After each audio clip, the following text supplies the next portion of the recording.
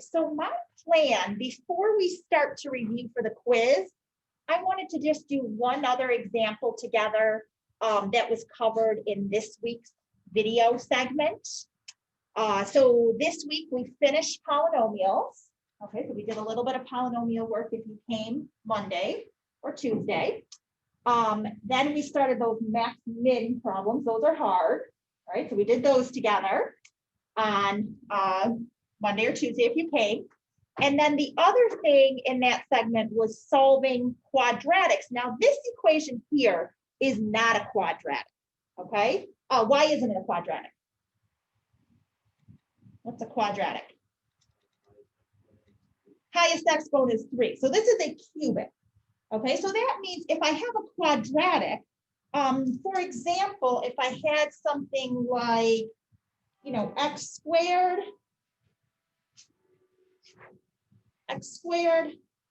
minus 3x equals 2x plus 7. If I had something like this and it was a quadratic, what I would do is I'd bring all my terms over to one side. Okay, and then that would become minus 5x minus 7 equals 0. To solve this, I would look and see if it factors. No factors of 7 equal 5, so it's not going to factor. And then I could either use the quadratic formula. Okay, so there will be a place on, not this week's quiz, but the following, where I say solve this by the quadratic formula, just to make sure you know that. But then the other way we learn how to solve these equations is graphically. Okay, so I could graph this, and if I graph this parabola, honestly, I don't know what it looks like. So I'm just gonna draw, let's pretend it looks like this. I have no idea. Okay, how do I find my solutions graphically? Right, what do solutions look like graphically? Is it the turning point? Is it the x-intercepts? What am I looking for? X-intercepts. That's what my solutions, my zeros look like graphically. So you'd be selecting on your calculator the key that says find the zeros. Okay. Now for this example, that's a cubic, I could do this the exact same way. Okay. So there's two ways that I could do this. I could bring all the terms over to one side. So let's see, that would become, I'll just write it like this, plus 3, and then I could combine these, right, to get 1x.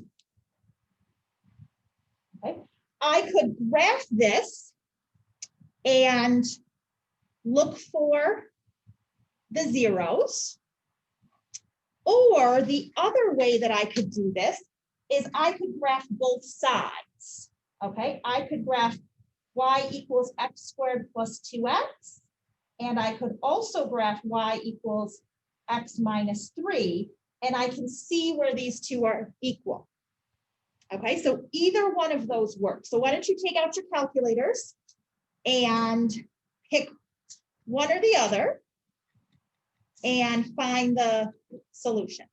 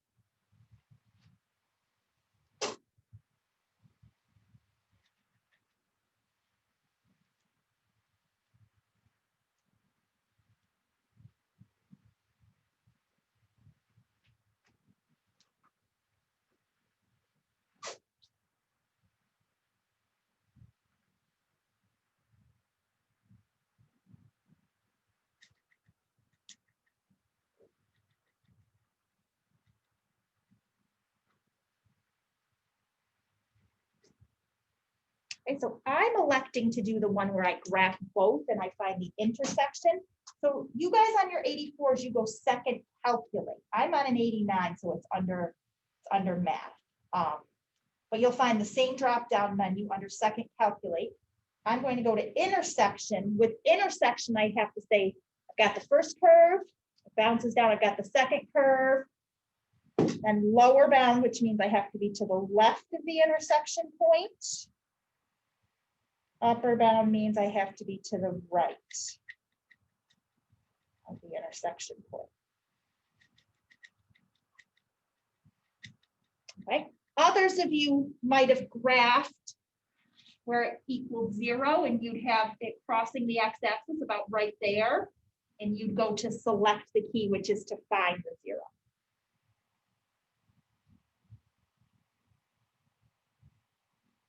Okay, so if you're struggling with your calculator, I know I had someone last night on the Zoom office hours and I was trying to help them with the calculator, and that's just a disaster to try to help over that, over the computer with the calculator. So if you have any calculator questions, please try to ask me at the end of class.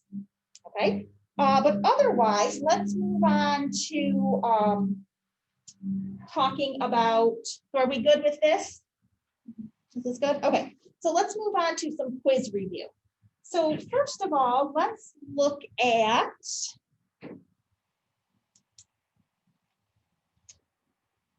this function.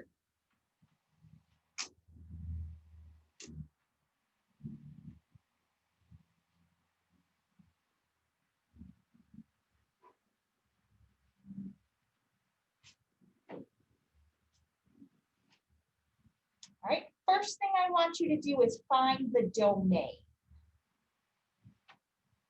in interval notation.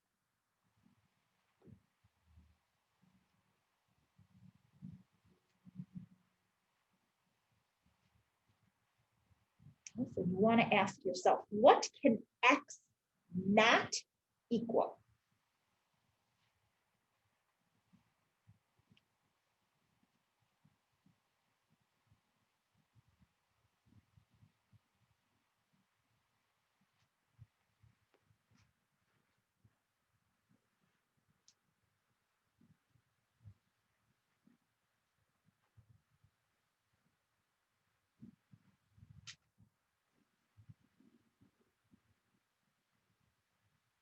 I noticed that students started having much more success with this problem once I started going like this.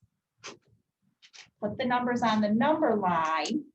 So x can be everything other than these, and then we go from the number line to the interval notation.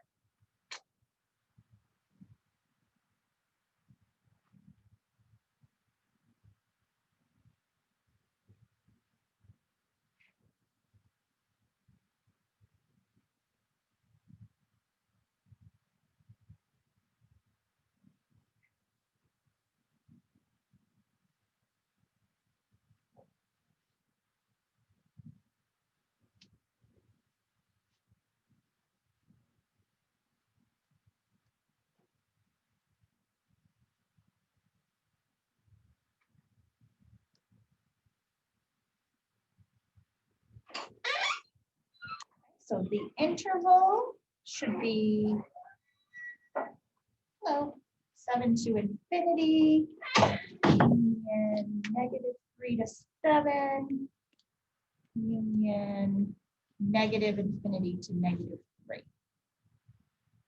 Okay, so that's the domain. So x cannot equal -3, x cannot equal 7, x can be -4. -4 would put a 0 in the numerator. All right, so we should know what that means. If I have 0 in the numerator, like f of x equals 0 over something, don't even care what the denominator is. What does that mean? F of x equals 0. Okay, so try to fill this in then. If my function's undefined at 7 and 3, -3, what does it look like graphically?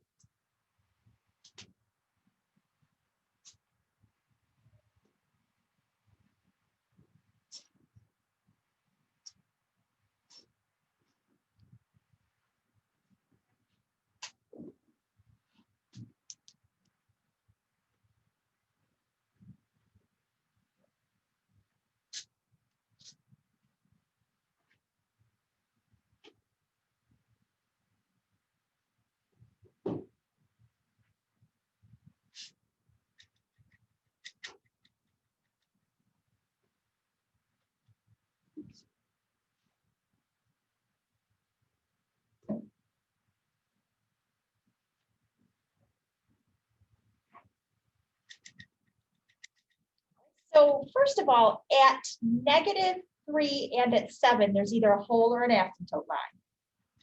Those are the two things that happen when the denominator is 0. Either a vertical asymptote line or a hole in the graph.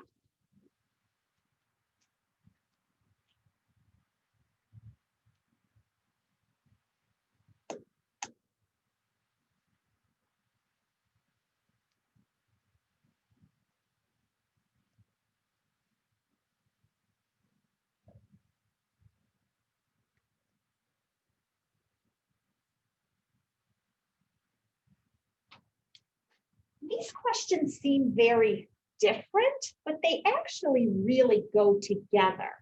Because could I simplify that function and plug in 7 after I simplify it?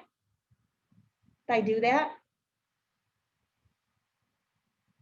Okay. So first of all, if x is 7, this is 0 over 0. Does 0 over 0 divide to 1? 0 over 0 equal to 1? No, right? No, 0 is the only number that when divided by itself does not equal 1.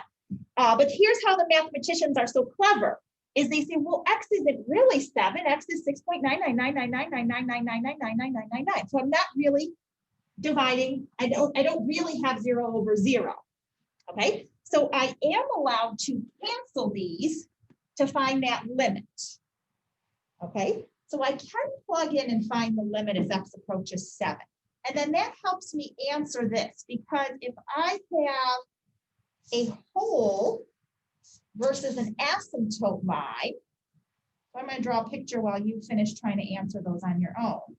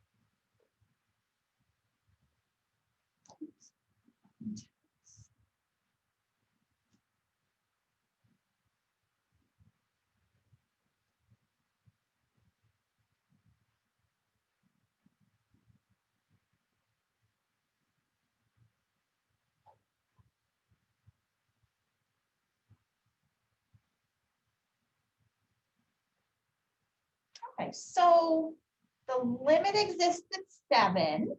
Does that mean I have a hole in the graph or an asymptote line at 7?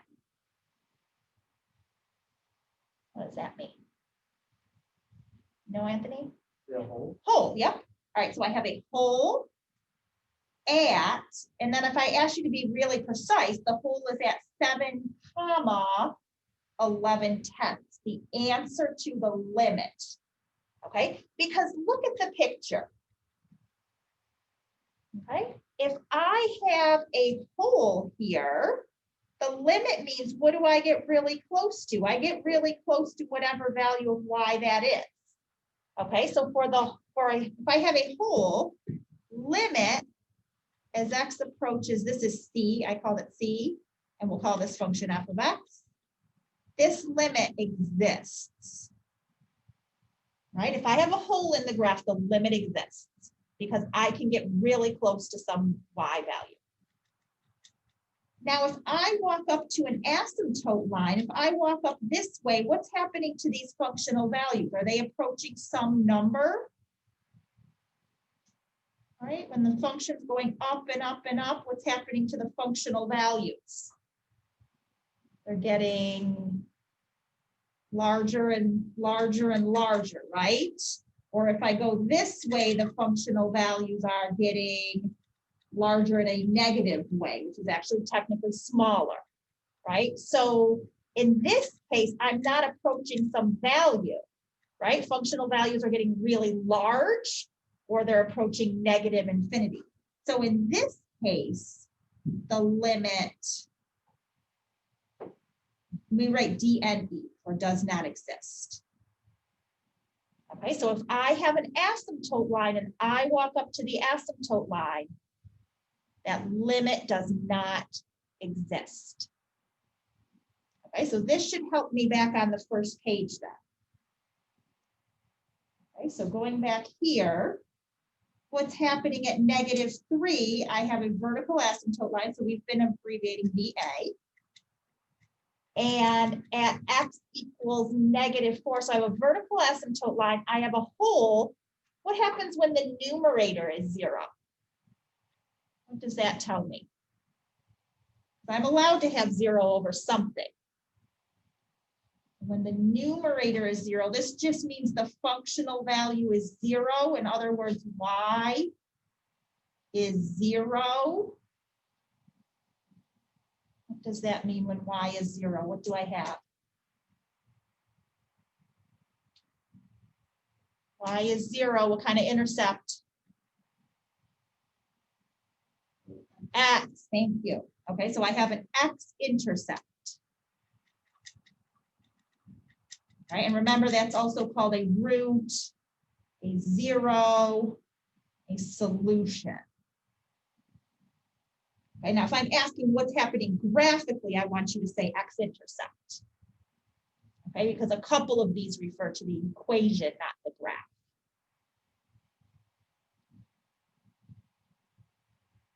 Okay, so when I walk up to an asymptote line, I don't have a limit. So that's how I can tell the difference between an asymptote line and a hole. Okay, if I can cancel that problematic factor, which should be 0 over 0, but since it's the limit, I say, no, it's not really 0 over 0 because it's not really 7. If I can cancel and then plug in, I can find the limit. If I can find the limit, that tells me I have a hole. Okay, if I can't get a limit, that's my clue that I have a vertical asymptote line. Nothing cancels out. Okay, so I have a vertical asymptote line. And x equals 1, that's just a regular old point. Okay, the limit as x approaches 1 means what is, what do I get if I plug in 0.9999999999999? But you say, well, I don't want to plug in 0.9999999, I just want to plug in 1, right? And so I do that and I would get 5/4. Okay, and this would be the same as the functional value. All right, so sometimes the limit and the functional value are the same, right? Other times I have a limit even though I don't have a functional value. That happens at 7, right? Because f of 7 is undefined. Okay, so let's look at some limits as x approaches infinity. Okay, so that's where we do the cookie concept and the top heavy, bottom heavy thing.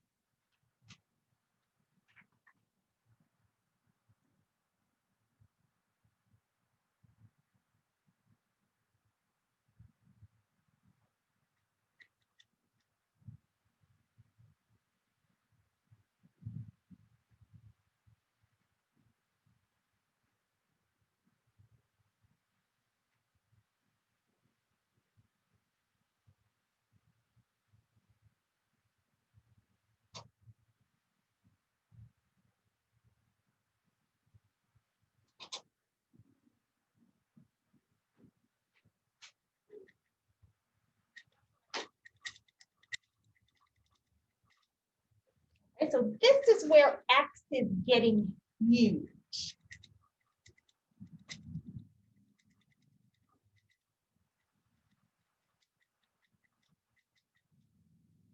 So remember, if you're really rich, you don't care about like $1, $8, $7, $2. right? So this is where we say, well, these things are just insignificant then because X is so big. And then we say even X compared to X squared is insignificant, right? X gets left in the dust of X squared when X is big enough.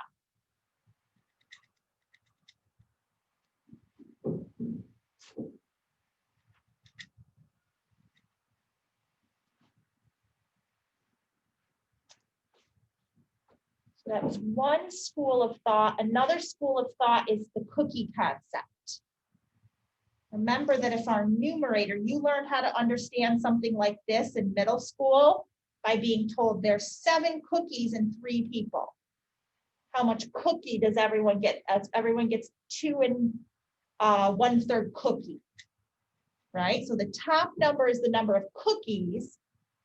No, I'm sorry. Top number, no, I was right the first time. Top number is the number of cookies. Bottom number is the number of people showing up to eat the cookies. Okay, so then we look at like, well, what's growing faster, right? The higher the degree, the faster it grows, right? So what's growing faster, the number of people showing up to eat the cookies or the number of cookies? Or are they growing at the same rate? Okay, so let me give you a minute to try to answer these before I go over them.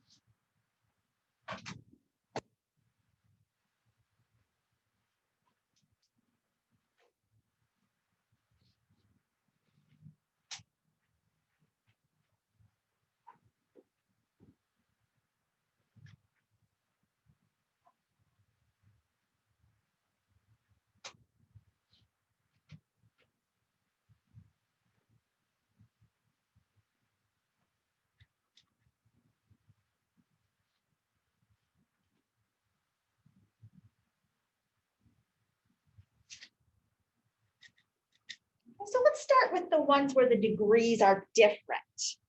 Okay, this is what we call, and it's not a mathematical term, but we call it bottom heavy, right? Because the degree in the denominator is greater than the degree in the numerator. So I refer to that as being bottom heavy, which means in the bottom are the number of people showing up to eat the cookies. So look what's happening. The number of people showing up to eat the cookies is growing faster than the number of cookies. How many cookies do we end up with? We get more or less? Less, right? So eventually we get like crumbs, right? So anything bottom heavy goes to 0. Okay, so this is 0, and so you might want to make a note. Anything bottom heavy. And bottom heavy means the degree in the denominator is greater than the degree in the numerator. To 0. And this, of course, is only when X approaches infinity. Okay, so when I'm doing other limit problems, I don't do the bottom heavy, top heavy thing. Right? This is just for limits to infinity.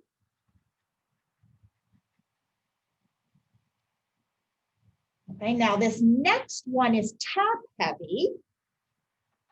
Top heavy means the number of cookies is growing faster than the number of people showing up to eat the cookies.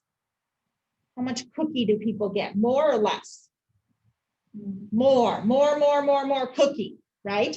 So anything top heavy goes to infinity, or it could go to negative infinity, right? Because this would simplify to x squared over, or x cubed over x squared simplifies to x, right? And then I say, well, what happens to x is x goes to infinity, right? And so it goes to infinity. The answer to this one's infinity. Okay, so top heavy goes to infinity.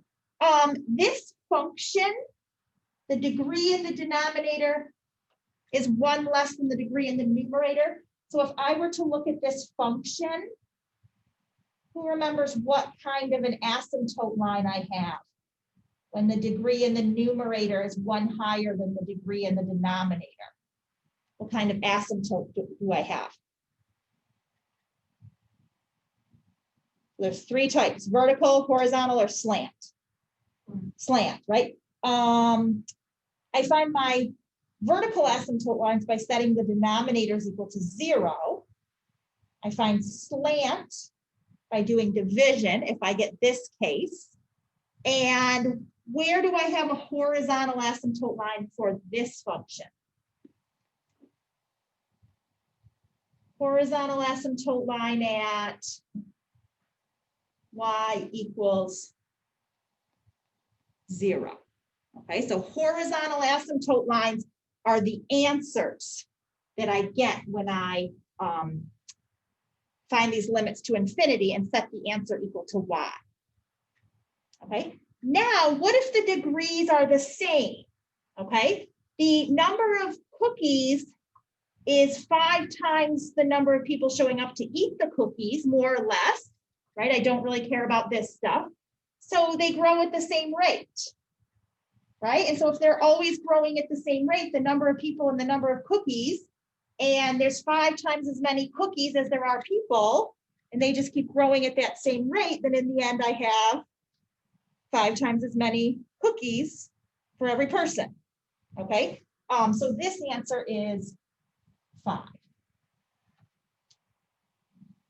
Okay, so bottom heavy goes to 0, top heavy to infinity.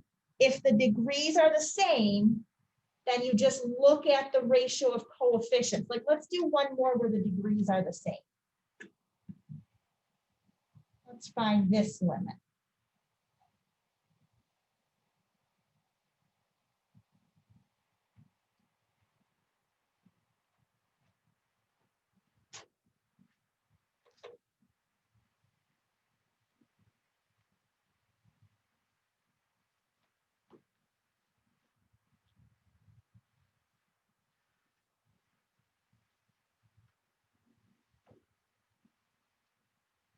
Rich, don't care about $7, don't care about $8.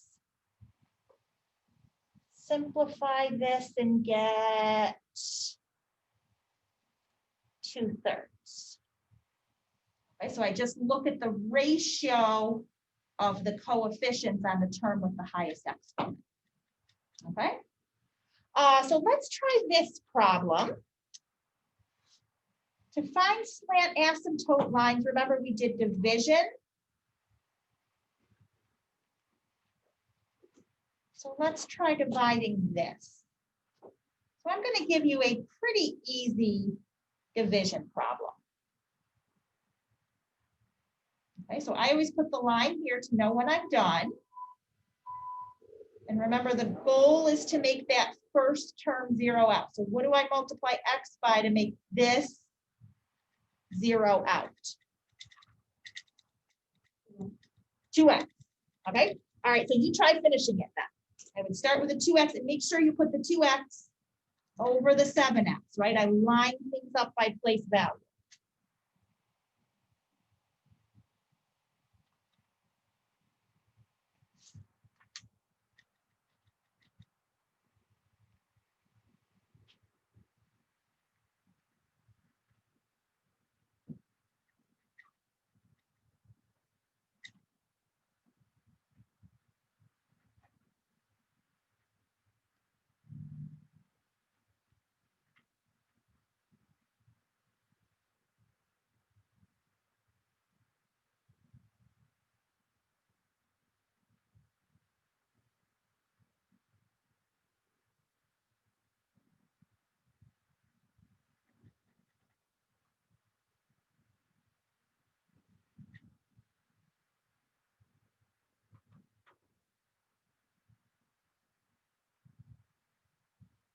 Biggest mistake is usually not distributing the negative.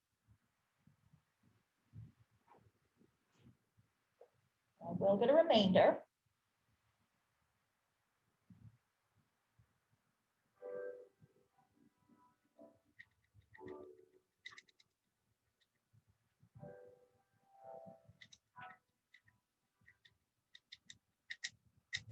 I get 11 here, not 3. I'm going to distribute the negative.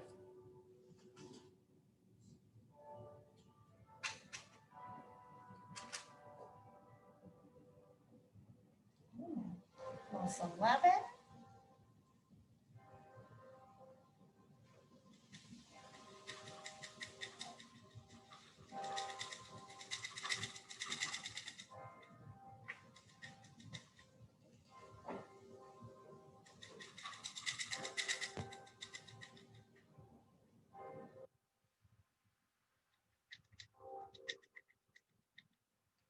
Here's my remainder. But remember, when we were finding slant asymptote lines, all we cared about was this part. We didn't even have to care about the remainder. Okay, so can we do an easy one of these on Friday? That'll be pretty easy. Okay, so next, let's go back to circles. Kind of going from hardest to easier, more or less. So first of all, let's complete the square. I brought my algebra tiles. Okay. But since we don't have algebra tiles available to us at all times, remember the other way that you learned how to do it was this way. All right, where this was x squared, then you split this into the 2.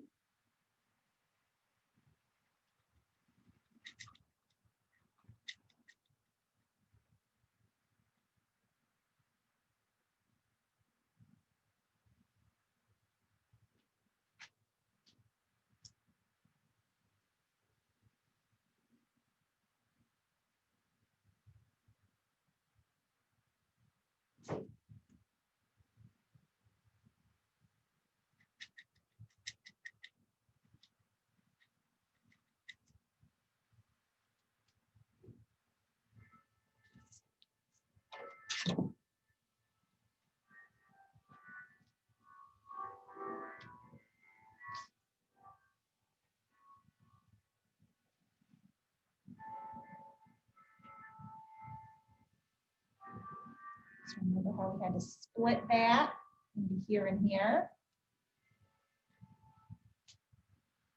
Which means I have an x by -6 and an x by -6 squared. X minus 6 by x minus 6 squared, I should say.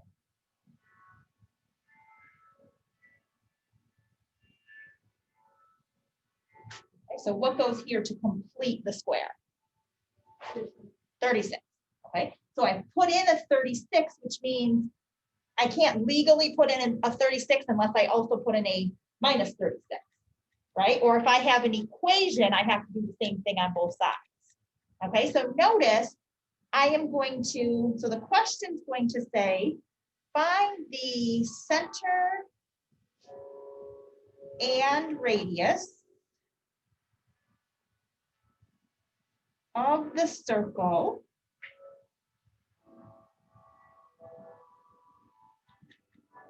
so look, you've already done this work. And half of this is already in the right form. Right, because maybe over here, I'll just kind of remind you of our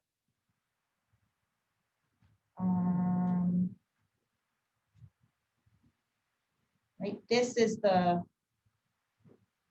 equation of the circle.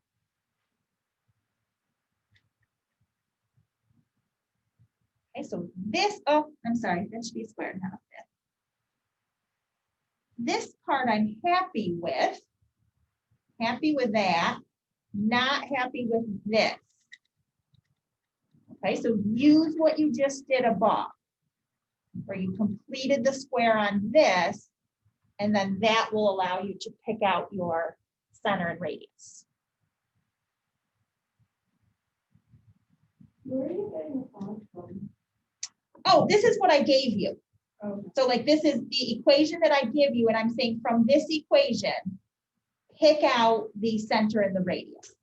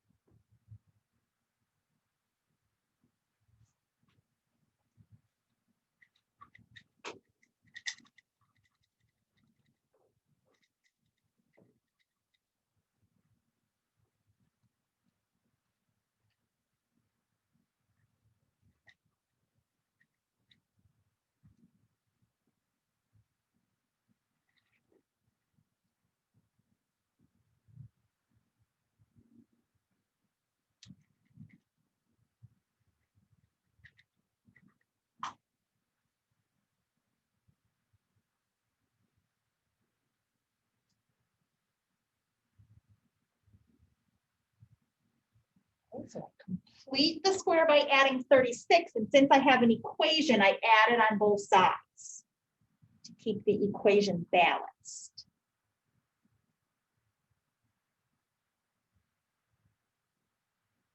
And then I write this into the form I need, right? Because this is equal to x minus 6 squared. I can see that up here. And now I can pick out my radius and center.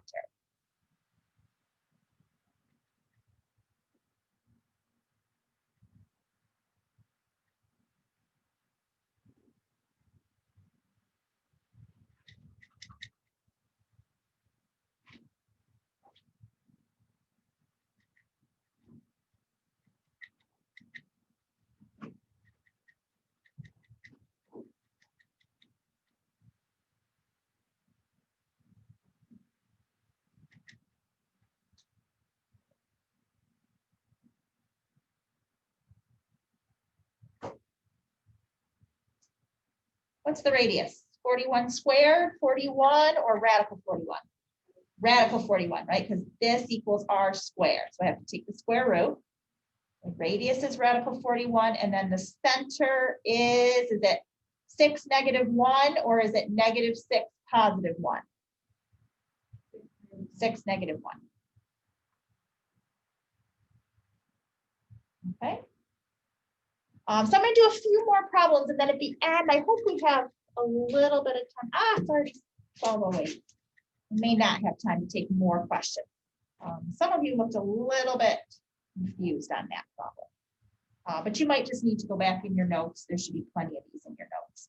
Okay, so this is a shift of the equation y equals x cubed, and I've shifted it. So here's multiple choice because I don't want you to be able to just graph things on your calculator. So on the quiz, I'm going to have to use letters when I shift so that I can require you to know without just plugging it into your calculator what is happening. So this is multiple choice.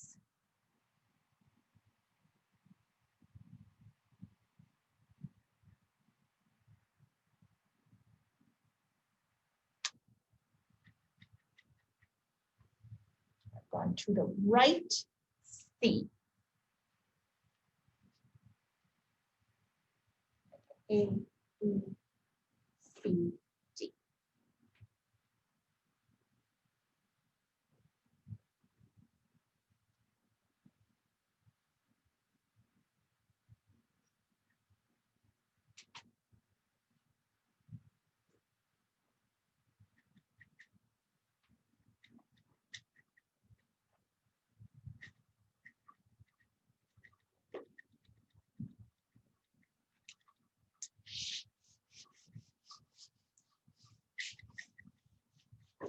Okay, and so here's how we check our answer.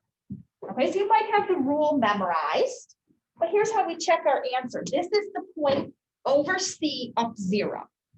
Okay, so this point is actually C comma 0. So then I go over to my equations and I say, well, if I plug in C for X, right, this is my X and Y. If I plug in C for X, do I get 0? Right, this would give me C cubed plus C. That wouldn't give me 0. Right here, if I plug in C for X, do I get 0 for Y? Yes, I do, right? So some of you might have just memorized that going to the right means, subtracting the X, right? But that's how you check your work. Okay, so I think it's better to know how to figure it out and check your work than it even is to memorize. Okay, because if you know how to do this, that way when you forget the rules, right, you always know how to plug in points, right? Plugging in points is not something we're going to forget. Okay, so and so if you didn't catch any of this, I am recording it for people who aren't